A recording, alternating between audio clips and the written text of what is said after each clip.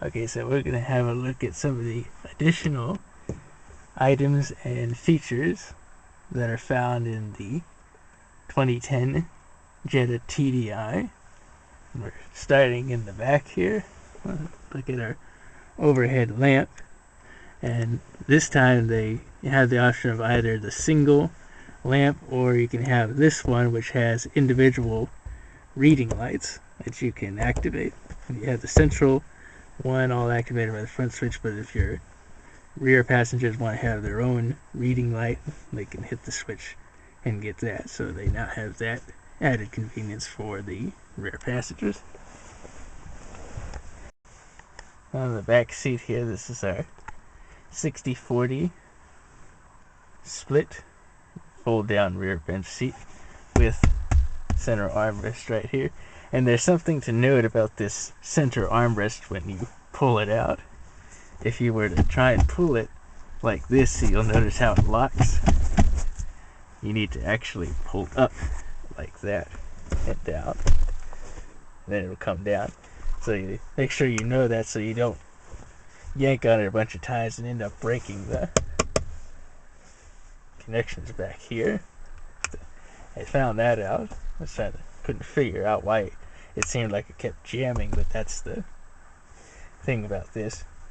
And this is just an armrest with cup holders. Now I know on the 09s I saw that this was actually a console that you could put something in. I don't know if that's an option from this or if it just comes like this. And also, this is your pass-through with a lock for the trunk, so you can actually take your key and lock this handle. So if you're giving it to the valet person for valet parking, only that valet key that you give them will be able to unlock the car and start the engine. Your master key will only be able to unlock this and some of the other parts we'll look at. Access to that, you just pull this back, put your armrest back up, pull that down, and now you got access to the pass-through to your trunk. It just goes back up like that. Like I say, these are fold-down seats. You come to the back here with your lever.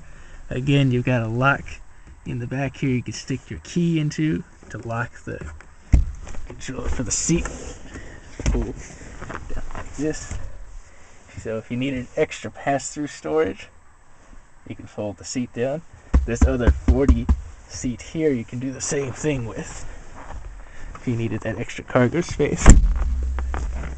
Also on the back window, it's a little hard to see back here, but you've got these little luggage hooks or tie down, so you can put stuff up here, and with bungee cables or something like that you could hook onto these, and that'll hold those in place. And looking at our climate control, something about this. I mentioned when I was talking about the car that the temperature control of this is automatic on the Climatronic system in the TDI Jetta, and you can set it to 72 there, and it will automatically regulate the vehicle temperature for you. All you have to do is just set your fan setting and where you want the airflow to go. Now when you set this to defrost, it'll automatically turn the air conditioner on for you, so you won't have to set any of that up. All you do is turn the dial to defrost, and it'll automatically take care of the AC to get your window defrosted. Now, also part of with the air system is this vent above the two main outlets here, and this is actually what's known as an air diffuser. So if you've got, say, your fan speed at 4 or the highest setting, and you don't want all that air being blown on you, you just turn this dial over like that, and the air that usually is coming out of these vents will come up out of the diffuser now, and it'll go over your head. So you'll still be able to get air moving throughout the car, but you won't have it all being blasted at you. And this is one of those sensors that controls the automatic temperature for the climate control. That's also what this is back here.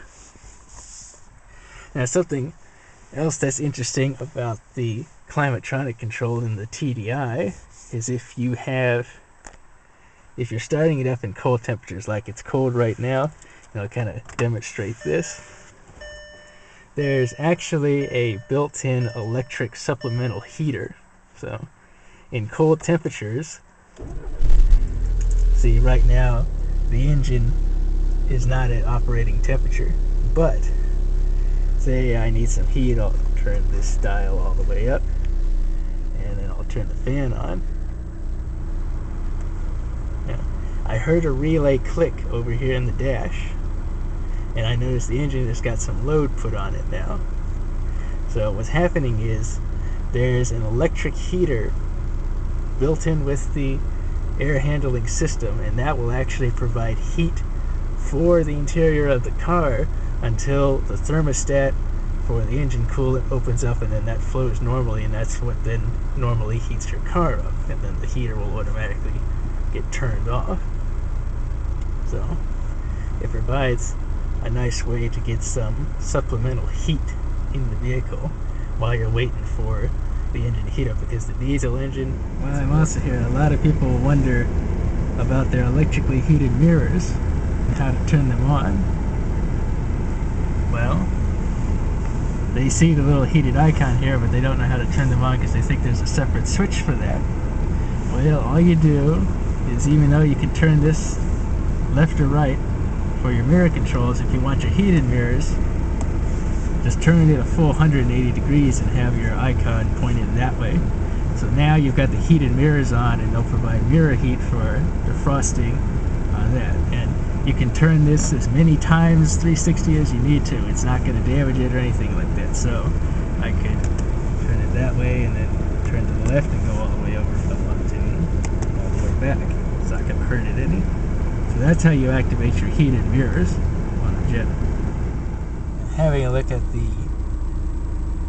multifunction indicator, we are able to, like at the screen that we're at now, this would be our real-time fuel consumption as we were driving, and the right steering wheel control, I can navigate through the menu on it. Right now, that would be for average fuel consumption. So after you've driven for a while, it'll give you your average MPG. After that, that gives you the range. So based on the current level of fuel in your tank, it will give you an estimated range that you can go on the vehicle until you will need refueling. Again, from that, this will tell you how many miles you've driven on your route since you started the car. And then you can have a digital readout of your average speed. That's the digital readout for your real-time speed. And if you've got snow tires or something like that that you need to monitor the speed for, you can enter in a speed warning on the MFI, and if you should go over the set speed, it will give you an alert tone to tell you, hey, you need to slow down. And then also it tells you the travel time that you've been going since you've also started the car. And now we're back to the consumption. Press the arrow to the right or to the left, and you can get into the settings menu. And you can control things like the MFI data, your compass settings in case you want to recalibrate it, convenience options like the turn signal control. If you've just briefly press up or down on the turn signal, it'll flash for 3 times, and that's part of your convenience settings that you can control from here, whether you want to have that or not. Lights and vision, you can control things through there. Time settings, again, the snow tires option that works with the speed warning, different languages, different units, and also stuff for like resetting your service notification after you've done service on the car. Now, if you've got the radio on, I don't have it on right now, you can also display the radio information on the MFI, like what station you're listening to, or if you've got like the MP3 player going, it'll tell you the title, artist, and album of the MP3 right on the MFI, and you can look at it there instead of having to look at the radio display.